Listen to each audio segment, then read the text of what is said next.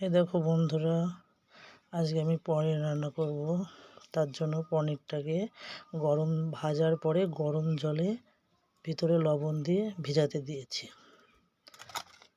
যাতে পনিরগুলো একটু ফুলে। আলুগুলো ভাজা হয়ে গেছে।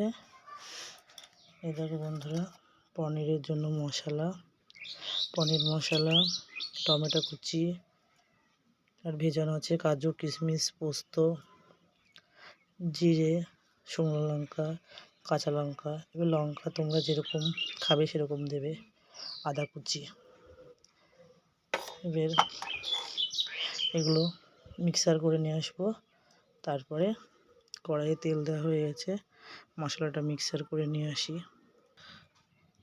এই দেখো বন্ধুরা, কড়াইয়ে সরষের তেল দিয়েছি। এবার ওর ভিতরে তেলটা তেতে গেছে, শুকনো লঙ্কা, পাঁচফোড়ন আর তেজপাতা দিয়ে দেবো।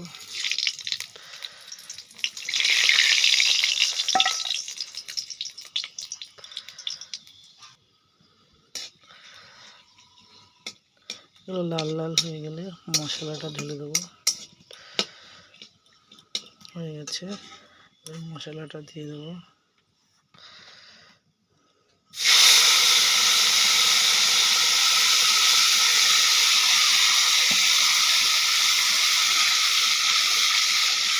একটু ভালো করে নেড়ে চেড়ে মশলাটা যতক্ষণ না ভাজা ততক্ষণ নাড়তে হবে, নাহলে লেগে যাবে।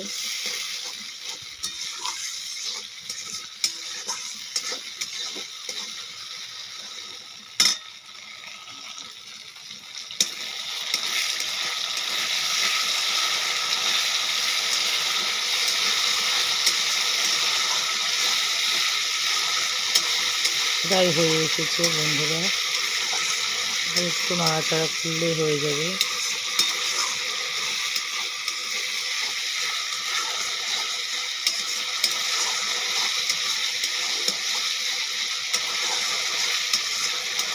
এই মশলাটার ভিতরে আলু ভাজাগুলো দিয়ে দেবো।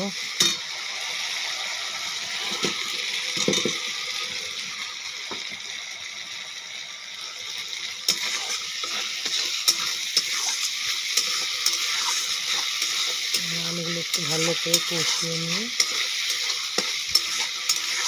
পনিরগুলো ঢেলে দেবো।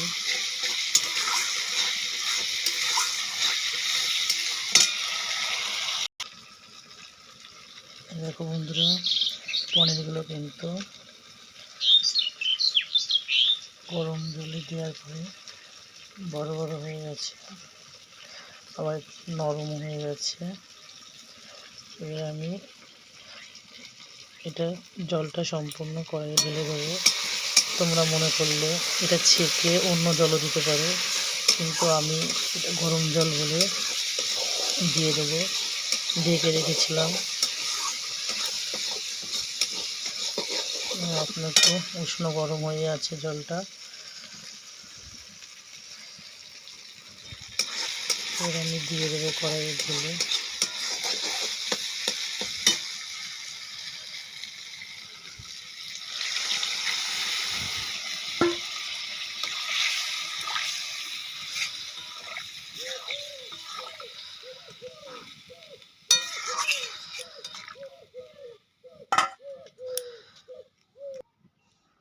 এবার স্বাদ মতো হলুদ লবণ দিয়ে দেবে।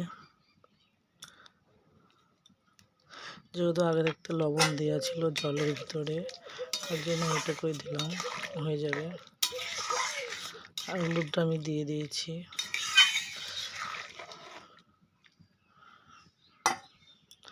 এবার ফুটুক, আলুটা সিদ্ধ হোক। ফুটছে,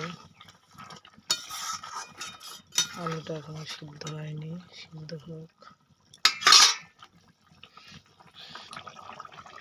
এবার হয়ে গেছে, মশলাটা দেবো। পনিরের মশলাটা দিয়ে দিলাম। তাহলে আমি তরকারিটা নামিয়ে ফেলবো।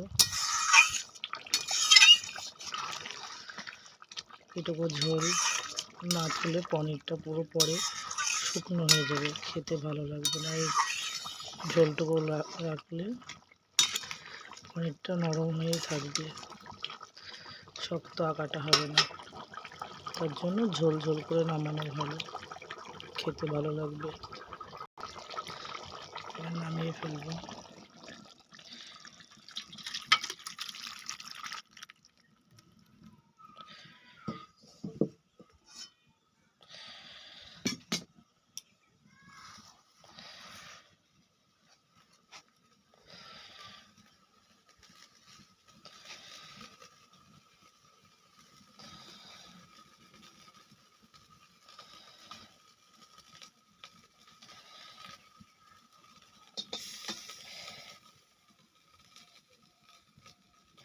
কে কে খাবে কমেন্ট করে বলে যাও।